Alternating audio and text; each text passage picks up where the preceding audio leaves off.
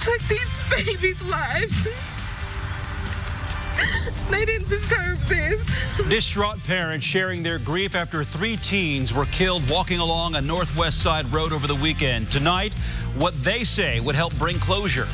A new role for the Indianapolis Motor Speedway in the pandemic era. How the most famous racetrack in the world will help in the coronavirus fight. Voters in one local school district have an extra decision to make when casting their ballots. We break down the impact on your taxes now at 5. This is RTV6 News at 5, working for you. Right now at 5, the first big outdoor holiday during the pandemic, and it's a steamy one, with people taking the opportunity with restrictions easing a bit to get outside and enjoy the day, walking, playing, just getting out and about. Temperatures are pushing 90 today.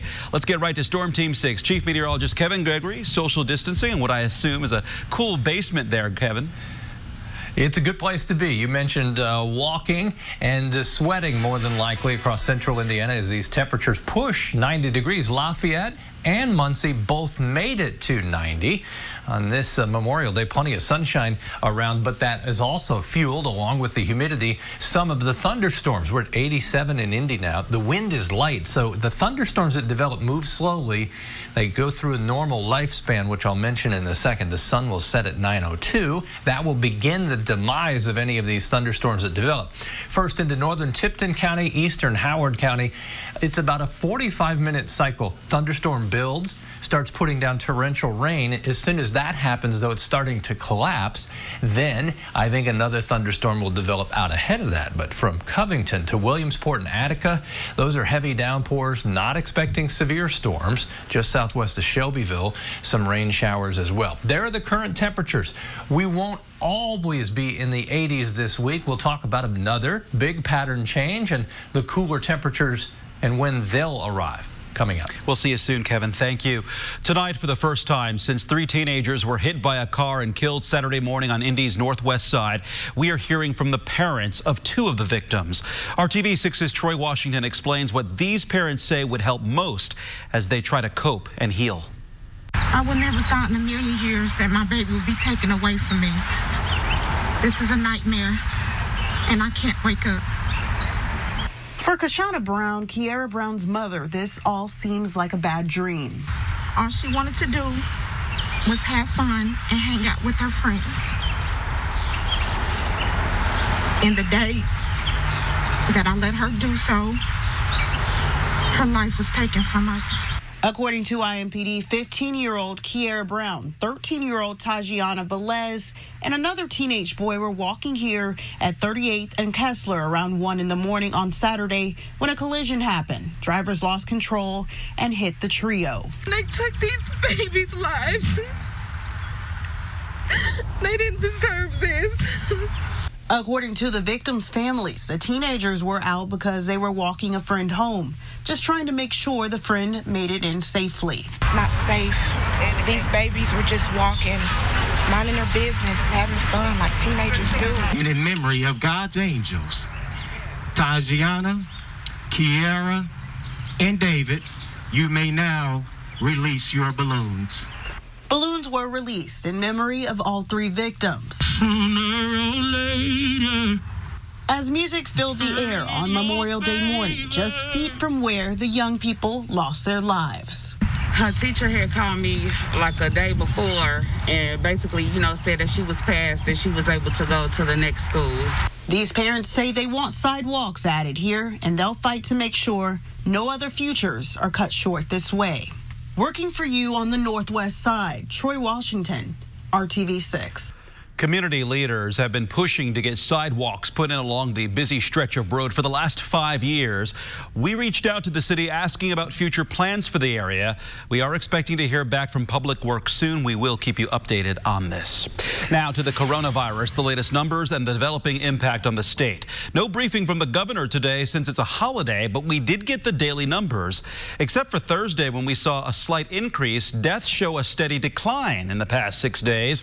8 new deaths were were reported today that occurred Saturday and Sunday. More than 31,700 Hoosiers have tested positive for COVID-19. An additional 354 cases added today, which were reported between Tuesday and yesterday. Today's number is 133 less than yesterday. Tomorrow, the Indianapolis Motor Speedway becomes the newest COVID-19 testing site in Marion County. Testing will take place at the track on Tuesdays and Thursdays from 11 a.m. until 7 p.m. Warren Central High School is a testing site on Mondays, Wednesdays, and Fridays from 6 a.m. to 2 p.m. The county is placing testing sites in hot spots to address the disparities of the virus in minorities and older population groups. To make an appointment for either location, go to marionhealth.org/IndyCovid. You can also call the number 317-221-5515. The state also updates the impact of the virus on long-term care facilities on Mondays. Total positive cases in nursing homes statewide is 4,086, an increase of 461 from last week. Meantime, 876 people have died in nursing homes, an increase of 144 from the previous week. A slightly lower increase than the week before, we should note. However, nursing home deaths account for roughly 47% of all COVID-19 deaths in the state. The Indiana primary is a week from tomorrow. It was delayed because of the COVID-19 pandemic, but many voters don't have to wait and are voting by mail due to health safety concerns. In Washington Township, voters will decide whether to agree to more taxes for local schools. Some say it is the wrong time to raise taxes with so much uncertainty, but supporters say the funds are necessary to improve student safety, teacher pay, and protect property values. Call 6 Investigates' Kara Kenny breaks down what this means for you.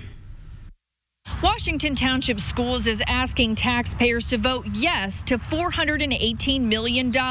Here's how that breaks down. For the average homeowner, that's $32 a month extra on their property taxes. Vote yes or vote no. Taxpayers in Washington Township have a decision to make. Anthony Dean is a coach, parent, and teacher. And I think the referendum would provide the necessary support, financial support, in order for us as teachers to do our job, again, in order for our facilities to be upgraded. Washington Township will have 2 questions on the ballot. An operating referendum, $16 million a year for 8 years. It would fund existing and new positions like school police officers, bus drivers, teachers, and athletic staff, and would also include $1.5 million to boost teacher pay. The second question, a $285 million construction referendum. The money would in part be used for improving and renovating athletic facilities, expanding student learning spaces, replacing HVAC and electrical systems, and improving access for those with disabilities. The construction referendum would include a new gym honoring Paul Logan, the North Central athletic director who died from coronavirus in April. There's a need for upgrades in our buildings. We have to provide safety for our students. We have to provide technology for our students to use. We have to keep our teachers on staff. We have to provide support staff for our students as well. All of those will be impacted if this referendum doesn't pass. But some say with so many taxpayers out of work and the uncertainty surrounding schools reopening, they say it's the wrong time to raise taxes. It's a terrible time to plan to spend $285 million on buildings when you don't know if you're going to have to switch to distance learning in the near future. Carrie Manders points out the district passed a referendum in 2016, but the district says due to rising construction costs, that money did not meet all the district's needs. The whole referendum should be put off until, this situation's over. They should take a new look at their budget. They should really take a fresh look at the whole referendum. Critics say most taxpayers do not have kids in the district, and many are on fixed incomes, stretched thin because of the pandemic. But supporters say a yes vote protects everyone's property values. Reporting in Washington Township, Kara Kenny, RTV6. Well, critics have written state lawmakers asking them to postpone the referendum vote until the fall. If you want to see how the referendum would impact you, you can go to the referendum calculator in this story on the RTV6 app and at theindychannel.com. Voters in Beech Grove are also deciding on 2 referenda. One is an operating referendum that will, among other things, address teacher pay, help buy new buses, and enhance student safety. The second is a construction election referendum that will focus on renovations and improvements at the district's schools. We will look into these in detail later this week on RTV6 News at 5 and 6. Meantime, early in-person voting begins tomorrow across the state. In Marion County, there are only 3 options due to a shortage of poll workers. One is the city-county building. Due to the pandemic, extra steps are being taken to keep voters safe. You will see markings to make sure you stay at least 6 feet away from the next person. Voters will be encouraged to use hand sanitizer. Poll workers will be wearing masks, and voting equipment will also get special attention. So the voters, whenever they vote in person, they will use a touchscreen voting machine. It's our express vote machine. And we will provide some sort of finger covering for the voters, so they will not directly touch the voting machine. And we will frequently clean the voting machines as well. Here are the early voting details in Marion County. At the city-county building, you can cast ballots tomorrow through Friday from 8 a.m. to 5 p.m., on Saturday and Sunday from 11 a.m. to 7 p.m., and on Monday from 8 a.m. to noon. Broad Ripple High School is another early voting site. Voting there will take place tomorrow through Friday from 10 a.m. to 5 p.m., and Saturday and Sunday 11 a.m. to 7 p.m. There will be no voting there on Monday. The days and hours are exactly the same at the third early voting site in Marion County. That is Beech Grove High School. Tuesday through Friday, 10 a.m. to 5 p.m., and Saturday and Sunday, 11 a.m. to 7 p.m. For all other counties, you'll want to check your county clerk's website. The race expected to draw a lot of people to the polls in northern Marion County, and Carmel is the 5th district congressional race there. Republican Susan Brooks is not running for re-election, so it's an open seat. And there are 5 Democrats and 15 Republicans in the running. And with that many people, it can be hard to learn about each candidate. We have compiled profiles of all of the candidates who responded to us for information on the homepage of our website, theindychannel.com. We asked them the same 5 questions, so check it out before you cast your ballot. And we have the right to vote and so many other freedoms because of the sacrifice made by those who fought and died for our country. We remember all of those people on this Memorial Day. At Crown Hill Cemetery, this Navy veteran wanted to make sure no one was forgotten. He took it upon himself to place 144 flags on graves around the cemetery. What an incredible gesture there. Thank you, sir, for your service as well. Still ahead here tonight, we've seen shortages of toilet paper, hand sanitizer, and meat since the pandemic began. Why going on a bike ride could be a bit of a problem if you don't already have 2 wheels. Hoosiers flocking to an Indiana beach this weekend, the place where crowds didn't appear to be in the mood to social distance. Kevin? And an interesting map here out in the Central Plains. Temperatures in the 60s. The East Coast in the 70s. We're close to 90 when we'll see the heat and humidity leave the state. Coming up. Indiana Tour. RTV6 is working together with the United Way of Central Indiana during this crisis. We're teaming up for the COVID-19 Community Economic Relief Fund. The initiative supports organizations that serve people and families affected by the pandemic, and so far nearly $24 million has been raised and nearly $18 million awarded. You can donate to the fund by texting HELP 2020 to 91999. One of the most popular activities these days, with many fitness clubs still shut down, is bike riding. But good luck finding a bike if you don't already have one. Consumer reporter John Matarese looks into the great bike shortage of 2020 so you don't waste your money. Thinking of buying a bicycle this year? Well, good luck. Just like with everything in high demand right now, it won't be easy.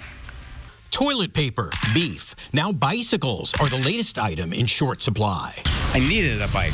I checked Target. I checked every store available. Scott doesn't own a car and bikes to work in the grocery store. But when he went to buy a new bicycle, this is what he found. Empty shelves at Target and Walmart. I was shocked to see aisles empty, especially bikes, helmets, tires, accessories. Even Amazon was out of bikes for under $400. So he was forced to break the bank for this specialized brand bike for $600. Your best bet right now, an independent local bike shop where, yes, you'll pay a little bit more, but you will get better quality. So we have some of the specialized bikes. Bike shop owner Jason Reeser says he's never seen such demand. We've been getting phone calls like 2 or 3 a day, if not more, from California, Texas, East Coast. Basically, some cities are completely out of bikes.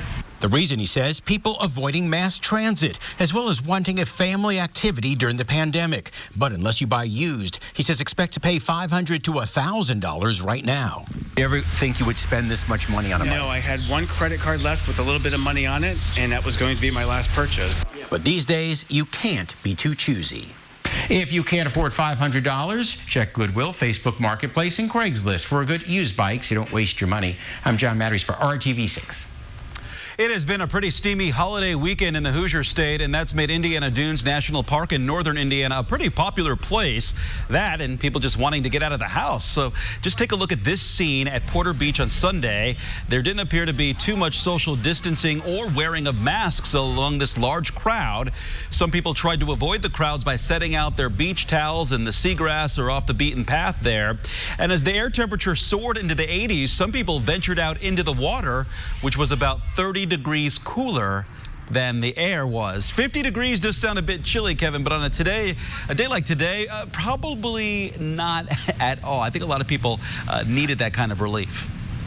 You don't think that you need to be in the Polar Bear Club to jump in the water in late May, but I guess you did there. Just cool off. Okay, check this out. Check this out, Mark. Normally, with the traffic cameras, it's all about the cars and how fast they're moving. In this case, look what the traffic camera caught. Look at that, a little budding family. And so what I like, as soon as the bird were to take off and fly, then it becomes air traffic control. Oh, I see what you did there. All right. Heat and humidity, we haven't hit 90 officially in Indianapolis, but you did up in Tippecanoe County as well as Delaware County, Lafayette and Muncie. The heat doesn't last all week. As we get to Thursday, Friday, the transition to cooler temperatures begins. The humidity will be lower, temperatures will be in the 70s, and we will have a dry weekend next weekend. Not counting today because it's not over, but 10 out of the last 11 days, we've had a trace or more of rain. How about that? Our probability of rain tomorrow in any one spot is low, but it goes up, as you can see, Wednesday and Thursday. Rain chances increase out ahead of the cold front, which will deliver the much cooler temperatures. I'll let you get the big picture there. We've got some thunderstorms in western Indiana, down south near Bedford, and then Shelby County to around Muncie. Some hit and miss, and these downpours are exactly that, downpours. Humidity's high. If we generate a thunderstorm, they're not moving that quickly. You can get a quick half an inch to an inch of rain out of these storms. You'll definitely get some cooler temperatures once you have the rain nearby. 81 in Tipton, that's why you've had the rain and cloud cover. 90 in Sullivan. Temperature in Columbus with a nearby shower and thunder shower recently at 75. Hello to Goldie. Look at that. Look at that balance.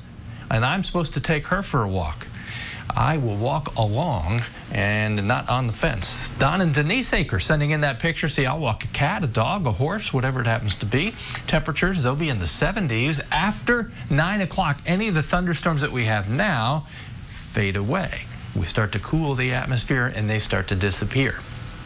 Still warm, still humid. That chance for thunderstorms mainly in the afternoon hours tomorrow, but also tomorrow night. Unlike tonight where the thunderstorms will be fading, I think tomorrow night we'll still have a pretty good shot at some thunderstorms into the evening. 4 to 7, not a lot there. 7 to 11, you begin to see more in the way of thunderstorms as a little spark in the atmosphere comes through to generate those thunderstorms. The cold front will provide the spark for numerous thunderstorms Wednesday, Thursday, and Friday. But notice, 1, 2, 3, 4 out of 7 days will be in the 70s in the 7-day forecast. And actually, that'll feel quite cool, 51 mark compared to lows around 70. That's a big change. Windows open, everybody more relaxed, comfortable weekend. We just got to get there. It's on the way. Thanks, Kevin, for that. Hey, you could go dizzy staring at their stripes for too long, but there's something very special about every zebra in the world. A little trivia for you from the Indianapolis Zoo when we come back.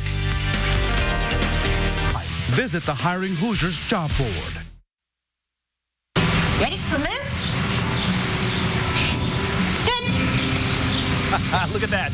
Holly and Ivy, two California sea lions at the Indianapolis Zoo, offering a salute this Memorial Day in honor of those who made the ultimate sacrifice in service to our nation. The salute there. The Indianapolis Zoo has been entertaining and educating us throughout this pandemic with regular visits from their residents on their Facebook page. Since the zoo remains closed, they're bringing the zoo to you. We took you to the water with the sea lions. Now we're headed to the plains with the zebras. Did you know that every zebra's stripes are totally unique, kind of like fingerprints? The senior keeper tells us about the mother-daughter duo of Moravi and Nadira. But all zebras have really cool patterns. There's not one that's alike. Nadira has a really unique spot on her right shoulder that literally looks like the middle of somebody's fingertip. Another way that we can tell Nadira apart from her mom is not only the spot on her right shoulder, but we also say she has a pearl necklace that goes around her neck on both sides. You can see those white little dots on her black stripe. To hear about Nadira's mom's unique stripes and to learn more about what zebras eat and how they're weighed, check out this video on the zoo's Facebook page. Plenty more videos to watch there, too. It has been 2 years since a teacher and a student were shot at Noblesville West Middle School. Luckily, they survived. But Cornelius Hawker is finding out that incident is still impacting the community, and he shows us how. That's all new at 6. A live view from the Weather Now camera showing the downtown Indy skyline. We'll see you back here at 6.